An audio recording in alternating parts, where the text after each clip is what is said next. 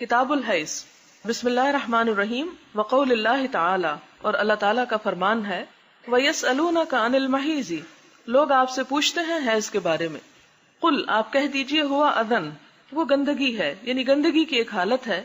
فَاعْتَزِلُوا النِّسَاءَ، تو الگ رہو عورتوں سے، فی المحیض، حالت حیض میں۔ الگ رہو سے مراد یہ نہیں کہ انہیں گھر سے نکال دو یا خود گھر سے نکل جاؤ، مراد یہ ہے کہ ان کے ساتھ جسمانی تعلق قائم نہ کرو۔ وَلَا تَقْرَبُوهُنَّ، اور نہ تم قریب جاؤ ان کے، حَتَّى يَطْهُرْنَ، یہاں تک کہ وہ پاک ہو جائیں۔ فَإِذَا تَطَهَّرْنَ، اور جب وہ پاک ہو جائیں، فَأْتُوهُنَّ، تو آؤ ان کے پاس، مِنْ حَيْثُ، جہاں سے أَمَرَكُمُ اللَّهُ، حکم دیا تم کو اللہ نے۔ إِنَّ اللَّهَ يُحِبُّ التَّوَّابِينَ، بے شک اللہ تعالیٰ محبت رکھتا ہے توبہ کرنے والوں سے۔ وَيُحِبُّ الْمُتَطَهِّرِينَ، اور محبت رکھتا ہے پاک رہنے والوں سے، صاف ستھرا رہنے والوں سے۔ تو یہاں پر کیا پتہ چلتا ہے کہ حالت حیض میں جماع جو ہے وہ حرام ہے۔ حرام اس لیے کہ قرآن پاک میں اس کا واضح طور پر حکم ہے۔ اور ایک اور بات کا یہ پتہ چلتا ہے کہ عورت کی دبر کی طرف سے آنے کی اجازت نہیں ہے، کیونکہ یہاں پر کہا جا رہا ہے کہ فَأْتُوهُنَّ مِنْ حَيْثُ أَمَرَكُمُ اللَّهُ، کیونکہ اگر ایسی اجازت ہوتی تو حالت حیض میں عورت کے پاس جانا منع نہ ہوتا۔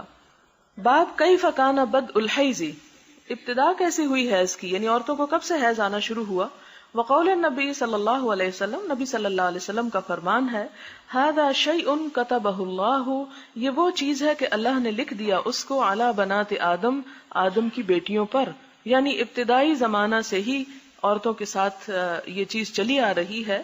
وقال بعضهم، اور بعض نے کہا، یہ بعض کون ہیں؟ یہ حضور صلی اللہ علیہ وسلم کے علاوہ ہیں۔ کان اول ما ارسل الحیض، کہ پہلے پہل جو بھیجا گیا حیض، علی بنی اسرائیل، بنی اسرائیل پر۔ وقال ابو عبداللہ، وحدیث نبی صلی اللہ علیہ وسلم اکثر، اور امام بخاری رحمۃ اللہ علیہ کہتے ہیں کہ نبی صلی اللہ علیہ وسلم کی حدیث جو ہے یہ اکثر کو شامل ہے، یعنی اس سے مراد یہ ہے کہ سب عورتوں کے ساتھ ایسا ہوا، صرف بنی اسرائیل کی عورتوں کے ساتھ ایسا نہیں ہوا۔ اور یہ ویسے بھی ایک فیکٹ ہے جو آپ صلی اللہ علیہ وسلم کی بات ہی کو پروو کر رہا ہے کہ یہ عورت کے اندر جو تخلیقی صلاحیتیں ہیں ان کا انحصار ہی اس پر ہے۔ اور تخلیق کا کام عورت صرف بنی اسرائیل سے نہیں کرنا شروع ہوئی، ابتدا زمانے سے ہی کر رہی ہے، اس لیے قریب از عقل ہے یہ بات کہ یہ آپ صلی اللہ علیہ وسلم ہی کی بات درست ہے، اور اگر عقل نہ بھی مانے تو بھی آپ ہی کی بات درست ہے۔ اور یہ کہنا تو اس میں بعض لوگوں کا خیال یہ تھا کہ بنی اسرائیل کی عورتوں پر بطور عذاب حیض نازل کیا گیا، حالانکہ یہ عذاب نہیں ہے، یہ تو ایک عورت کے مقصد تخلیق کی تکمیل کا سبب ہے۔